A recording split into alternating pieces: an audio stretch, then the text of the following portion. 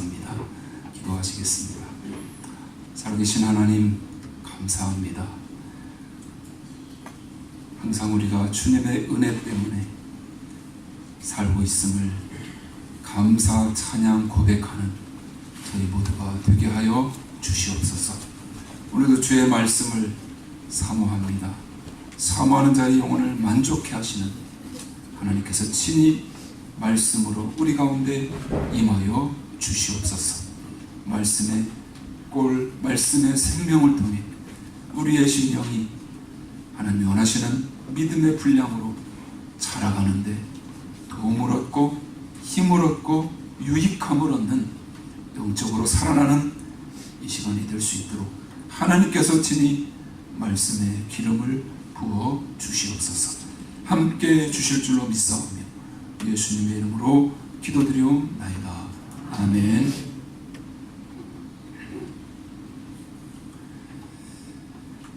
내 구제함이 은밀하게 하라. 제목의 말씀입니다.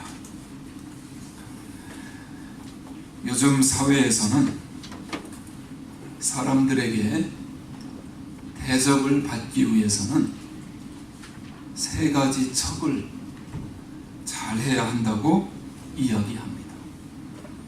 잘난 척, 있는 척, 아는 척. 이 세 가지를 잘해야 이 사회에서 대접을 받으며 산다는 이야기입니다. 옛날에는 겸손이 미덕이었습니다. 잘나도 잘난 척 안 하며 있어도 있는 척 안 하고 알아도 아는 척 안 했지만 요즘은 이상하게도 자기를 과시하는 그러한 사회가 되어서 나를 알려야 한다는 것입니다. 사회가 변했습니다. 이러한 자기 과시 욕구가 그러한 욕구 가운데 가장 큰 것 중 하나가 종교적인 과시라 할 수 있습니다. 이것은 자신을 굉장히 도덕적이고 깨끗하며 거룩하고 종교적인 사람이라고 남들에게 인식시키는 것입니다. 아마 모든 사람들은 그러한 욕구를 조금씩은 갖고 있을 것입니다. 그러나 특별히 이러한 욕구는 교회에 다니는 사람들에게 매우 강하게 나타나는 것 같습니다. 예수님은 오늘 본문을 통해 이러한 종교적인 과시에 대한 교훈을 우리에게 주시는데 우리가 이 말씀을 좀 더 깊이 살펴보기 전에 우리가 앞에서 공부했던 산상수훈을 한번 짧게 짚어보겠습니다. 지금까지 예수님은 참으로 복 있는 사람, 즉 천국 백성에 대해 말씀하셨습니다. 죽은 후가 아니라 이 땅에서 어떻게 천국 백성으로서 복 있는 사람으로 살아갈 것인가? 누가 복 있는 사람인가? 예수님은 아주 간단하게 말씀하셨습니다. 복 있는 사람은 하나님을 자신의 인생에 받아들여 그분과 친밀한 관계를 맺고 사는 사람입니다. 여러분, 신앙생활이라는 것은 살아계신 하나님과 매일매일 인격적인 관계를 맺으며 사는 것입니다. 이렇게 매일매일 하나님과 교통하며 살아가는 삶에는 당연히 어떤 특징이 나타나는데 그 특징이 바로 의로운 삶입니다. 서기관과 바리새인들이 말하는 보여주기 위한 외식적인 어떤 형식적인 것이 아니라 마음의 중심이 바뀌어지고 변화되어지고 하나님을 바로 보며 사는 참 의가 그 삶에 나타납니다. 그래서 복 있는 사람들은 하나님의 진정한 의를 추구하며 살아갑니다. 단순히 잘못을 범하지 않은 것에만 만족하는 것이 아니라 자신과 관계 맺는 모든 사람들의 유익을 구하며 살아갑니다. 그러한 복 있는 사람의 삶의 모습을 설명하시기 위해 예수님은 몇 가지 예화를 말씀하셨습니다. 복 있는 사람은 마음의 분노를 다스리고 삶이 진실하기 때문에 맹세가 필요 없는 사람들입니다. 원수를 사랑하고 우리를 가자고 하면 심리를 가며 속옷을 달라고 하면 겉옷까지 줍니다. 넉넉하게 은혜를 베풀며 관용하고 용서합니다. 이것이 전국 백성의 삶이라고 말씀해 줍니다. 날마다 하나님과 인격적인 관계를 맺고 자신뿐만 아니라 다른 사람들의 유익을 위해 최선을 다하는 삶을 한번 상상해 보십시오. 그러한 사람들이 속한 가정이 얼마나 아름답겠습니까? 그 주위 사람들 또한 얼마나 축복이 되겠습니까? 이것이 바로 그리스도인들의 삶입니다. 이제 예수님은 마태복음 6장에 들어서면서 그 아름답고 의로운 삶을 방해하는 두 가지 중요한 문제를 우리에게 말씀해 주십니다. 무엇이 아름답고 축복된 천국의 삶을 우리에게서 빼앗아갈까? 하나는 경건을 과시하고자 하는 욕망으로 이번 장에서 우리가 살펴볼 내용입니다. 두 번째는 물질적인 부를 통해서 자신의 안전을 꾀하려는 욕망으로 물질에 대한 욕망입니다. 이것이 우리에게서 축복의 삶을 빼앗아 갑니다. 그래서 예수님은 설교를 통해 말씀을 통해 이 두 가지 욕망에 빠지지 않도록 강력하게 경고하십니다. 특히 경건을 과시하고 싶은 욕망에 빠지면 아무리 신앙생활을 오래 한 사람이라도 서기관과 바리새인의 의를 벗어나지 못합니다.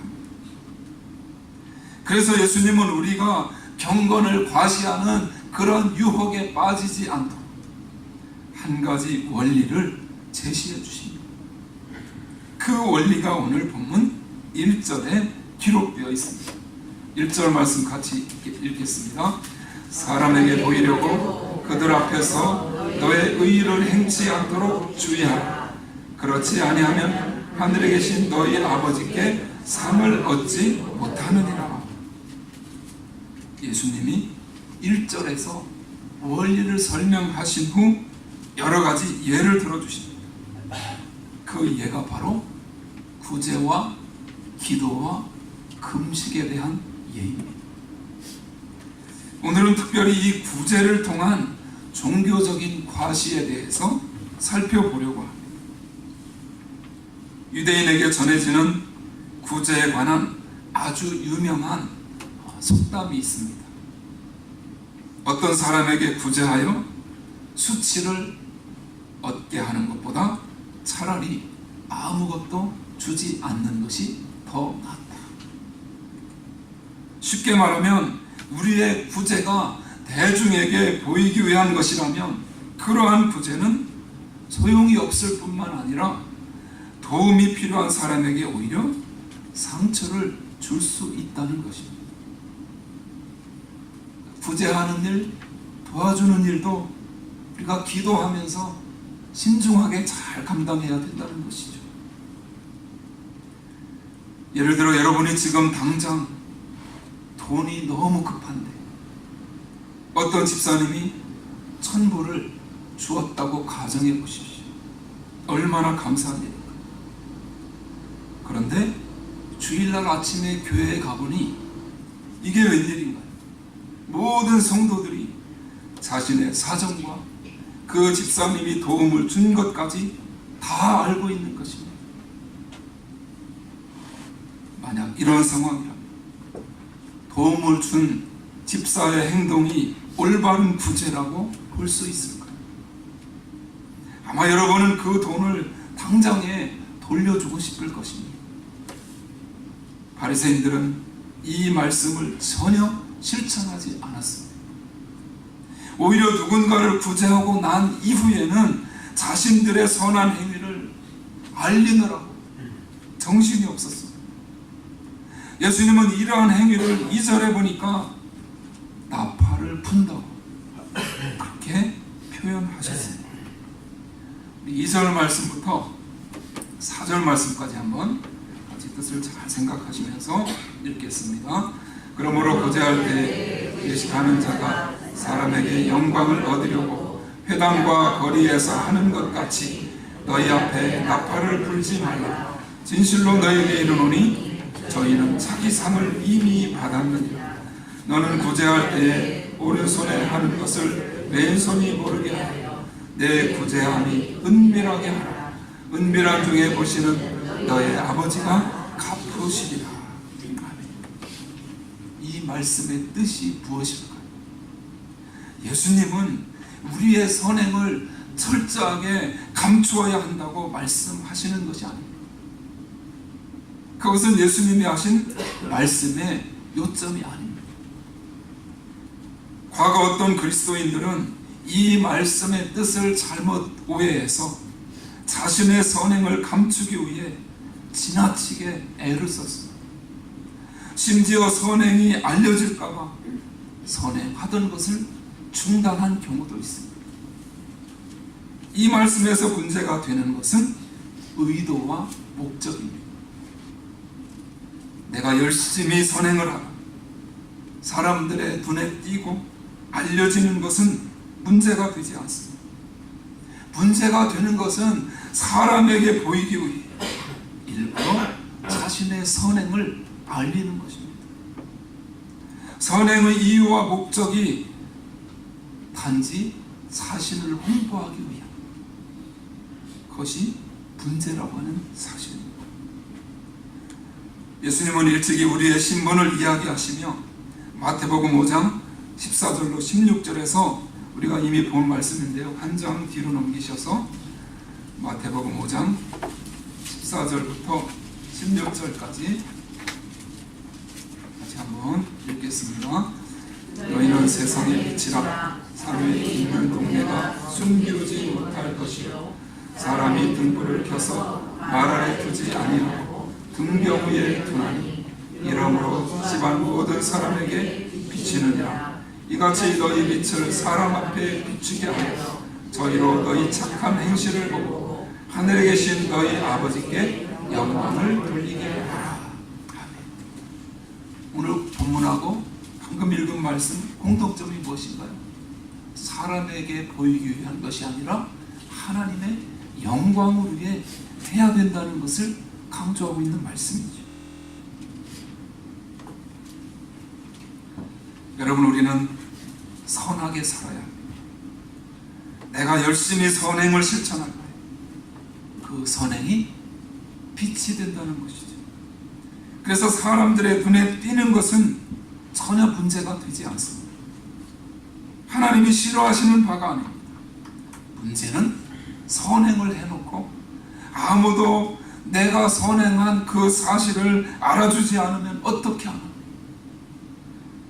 걱정하며 근심하며 마음을 졸이는 것이 잘못된 선행의 태도라는 말씀입니다.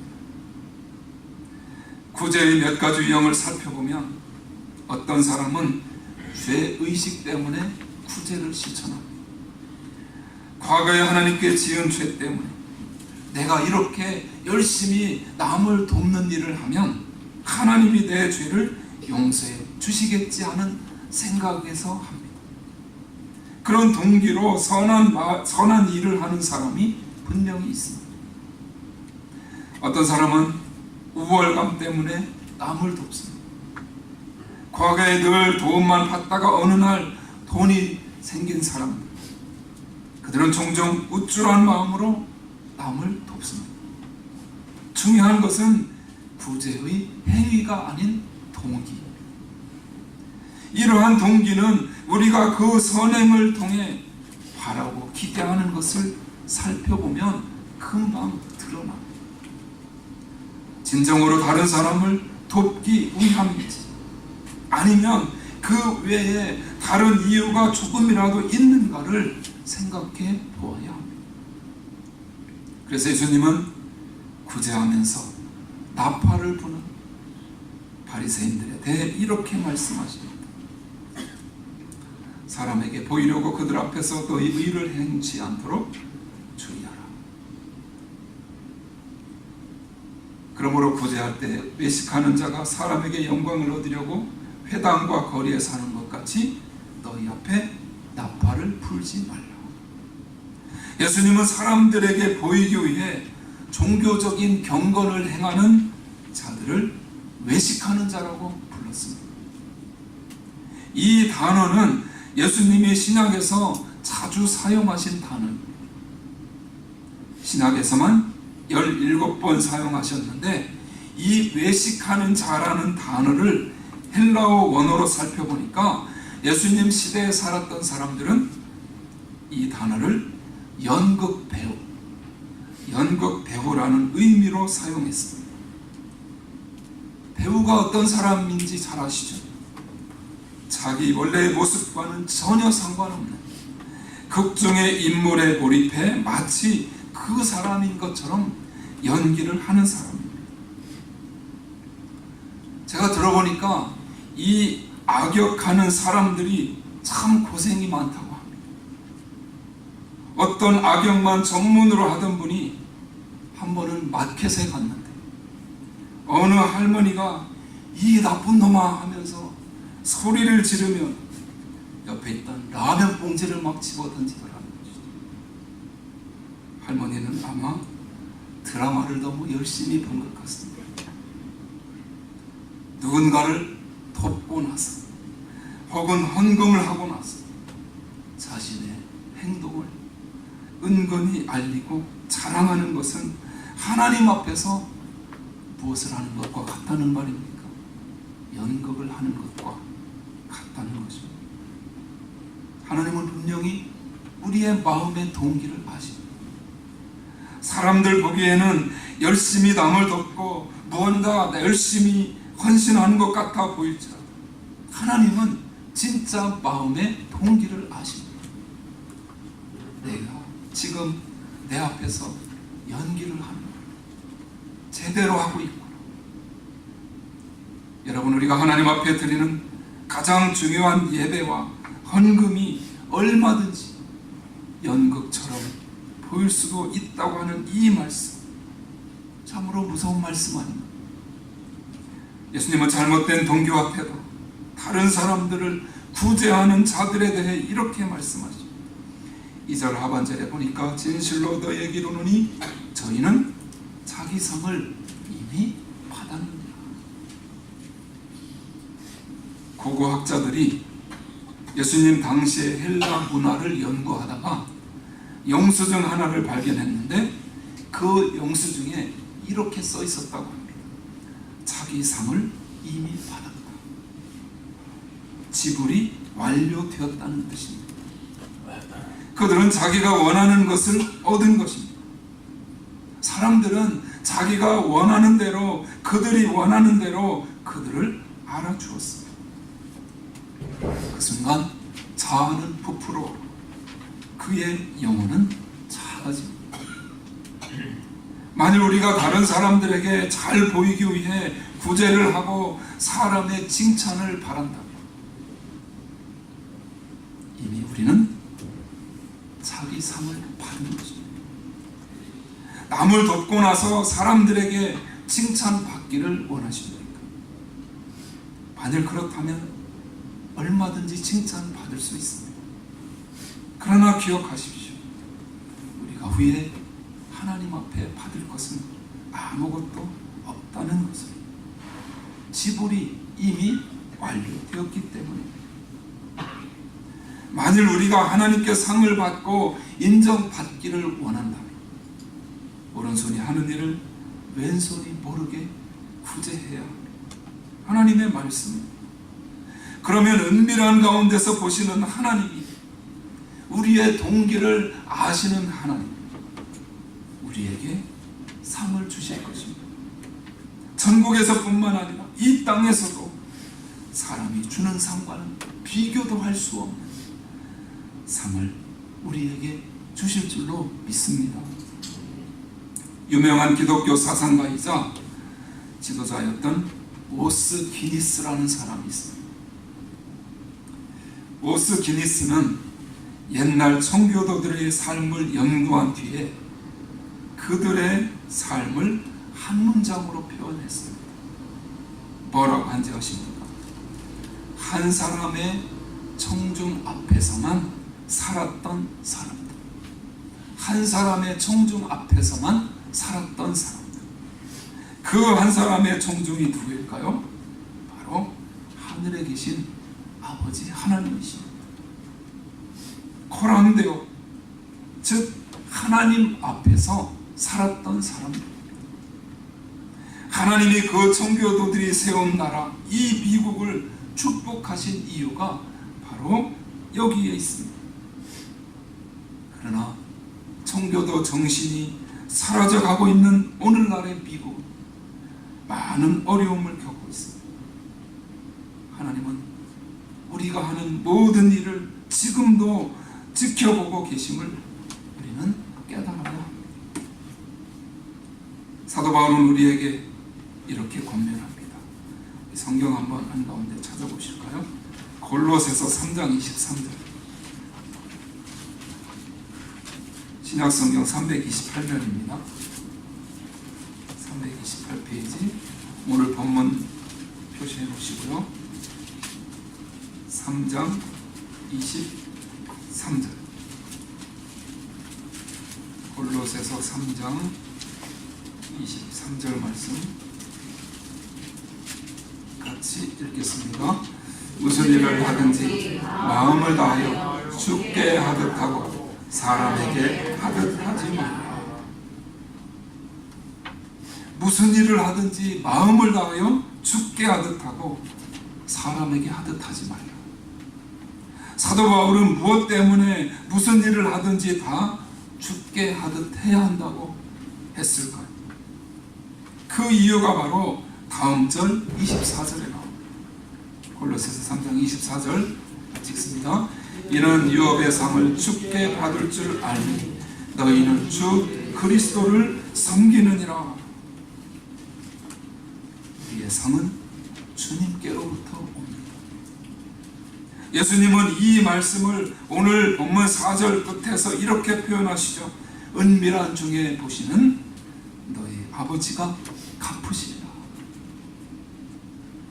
결국 우리가 하는 연약한 자들, 불쌍한 자들을 주님의 이름으로 돕고 섬기는 일들을 우리가 감당함에 있어서 그 일을 우리는 사람을 위해서, 사람에게 상받기 위해 사는 것이 아니라 하나님이 갚아주시는, 하나님이 베풀어주시는 그 상을 기대하며 하나님이 보시고 하나님이 알아주시면 된다고 하는 사실을 우리는 잊지 말아야 합니다. 그런 면에서 진정으로 하나님만을 바라보며 하나님 앞에서 사는 사람들에게 하나님은 응답해 주십니다. 다른 사람의 시선에 구애받지 않고 당연한 듯이 선을 베푸는 사람, 자신조차도 특별한 일로 느끼지 못하는 사람, 그가 바로 하나님의 시선을 사로잡는 자예요. 하나님이 원하시는 선행에 동참하는 자임을 기억하시기 바랍니다. 이러한 사람들은 하나님과의 교제의 참 맛을 누립니다. 이러한 자는 하나님의 의를 깨닫고 그 삶에 하나님의 진정한 의가 나타납니다. 그리고 하나님은 바로 그러한 자들에게 복을 내려주시는 줄로 믿으시기 바랍니다. 경제의 어려움으로 인해 모두의 마음이 어두운데 우리의 마음을 훈훈하게 하는 이야기들이 종종 신문에 등장합니다. 여러 해 전인데 한 가수의 이야기, 한국 이야기. 그는 지금까지 40억이 넘는 돈을 가난한 사람들을 위해 기부했습니다. 대한반도 기름 유출 사고가 있었을 때도 팬들과 함께 봉사활동을 했습니다. 정부에서 주는 방제복을 쓰지 않고 자신이 직접 자신의 사비를 털어서 방제복을 구입했습니다. 그날 모인 팬이 무려 7,000명이었습니다. 수억이 넘는 돈을 썼습니다. 그 사실이 청와대에 알려졌고 청와대에서 표창을 주겠다고 했지만 그 가수는 끝까지 사양했습니다. 청와대의 표창을 사양하는 것은 쉬운 일이 아닙니다. 얼마나 큰 영광입니다. 할 수 없이 그의 소속사에 상을 주었습니다. 그 일을 계기로 12년 동안 꾸준히 해오던 선행이 기자들에 의해서 알려졌습니다. 그는 사회의 빛을 밝히고 희망을 준 젊은 이에게 수여하는 촛불상도 끝까지 사양했습니다. 모든 상을 받지 않았습니다. 대단하죠. 왜 그랬을까요? 그는 당연히 내가 해야 할 일을 했을 뿐이라고 말했습니다. 그의 아버지는 목회자입니다. 우리에게도 이런 삶의 자세가 필요합니다. 전혀 생색내지 않고 뒤에서 자기의 이름을 감춘 채 오직 하나님이 베풀어 주신 은혜, 그 은혜 때문에 그 은혜에 감사해서 오른손이 하는 일을 왼손이 모르게 봉사하는 것입니다. 그 가수는 적어도 처음에 말씀드린 세 가지 척과는 상관이 없는 사람입니다. 예수님을 신실하게 사랑하는 한 부인이 있었습니다. 어느 날 그 부인은 병에 걸려 하반신을 쓰지 못하게 되었습니다. 그리고 계속 치료를 받던 중에 자신의 인생을 깊이 돌아보게 되었습니다. 자신이 아파 보니 병든 자, 궁핍한 사람들이 눈에 들어오기 시작했습니다. 그러던 어느 날 이 여인, 이전에는 알지 못했던 동방의 한 나라에 대한 소식을 듣게 됩니다. 그 나라가 바로 한국이었습니다. 6.25 직후에 엄청난 아이들이 거리에 내몰리고 있다는 소식을 들었습니다. 그 부인은 아무도 모르게, 가족들도 모르게 남편과 자식들이 준 치료비를 아껴서 한국을 돕습니다. 그 돈을 모아 한국에 작은 고아원을 지었습니다. 그리고 그 부인은 이 땅을 떠나 주님의 품으로 갔습니다. 그 부인이 죽은 뒤 서류를 정리하다가 남편과 자녀들이 그 부인의 선행에 대해서 그제서야 알게 되었습니다. 그들은 한국이 어디 있는지도 몰랐지만 그 부인이 세운 그 고아원에 가보기를 원했습니다. 그리고 어느 날 남편이 그 고아원을 찾아갔습니다. 어느덧 그 고아원은 학교가 되어 있었습니다. 시설이 열악했지만 그곳에서 수많은 학생들이 어렵게 힘들게 공부를 하고 있었습니다. 아내의 선행에 감동을 받은 남편은 미국으로 돌아와 자신의 집을 처분합니다. 그리고 그 당시에는 굉장히 큰 돈이었던 6만 달러를 들여 한국에 학교를 짓습니다. 그 아내의 이름은 부산에 사신 분들은 아실 겁니다. 이사벨이었고 그의 이름을 딴 이사벨 여중고, 그렇게 시작되었습니다. 한 환자에 의해서 수많은 학생들이 교육을 받는 혜택을 누렸습니다. 예수님은 바로 이러한 삶을 이야기하십니다. 여러분, 우리가 교회에 나오는 것만으로 신앙생활을 한다고 말할 수 없습니다. 제대로 신앙생활, 참된 신앙생활을 하기 위해 우리는 교회에 나오는 것입니다. 말씀을 듣고 도전을 받아서 마음을 바꾸기 위해 나오는 것입니다. 마음이 바뀌지 않고 삶이 달라지지 않는다면 우리에게 바리새인보다 나은 것이 아무것도 없을 것입니다. 오늘 예수님이 우리에게 오신다면 서기관과 바리새인들에게 하셨던 것처럼 우리를 혹독하게 꾸짖으실지도 모릅니다. 지금 모두들 경기가 어렵다고 말합니다. 그러나 수십 년 전과 비교하면 어떤가요? 제가 어린 시절만 해도 쌀만 먹는 사람이 드물었습니다.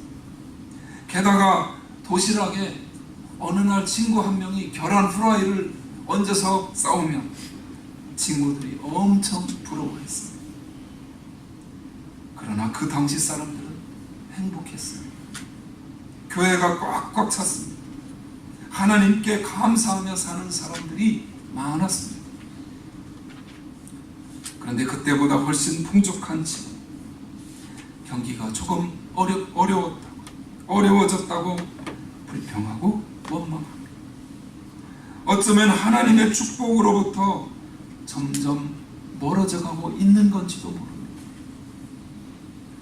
사랑하는 여러분, 그러한 이 시대를 돌이킬 자들이 누구인가요?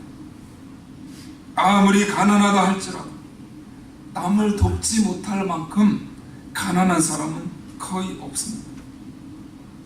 우리 주위에는 나보다 더 가난한 사람들이 많이 있습니다. 그러나 우리는 대부분 위를 부유한 사람들을 바라보며 비교합니다. 그렇게 삽니다. 그들을 바라보며 미워하고 질투하고 불평합니다. 하지만 예수님은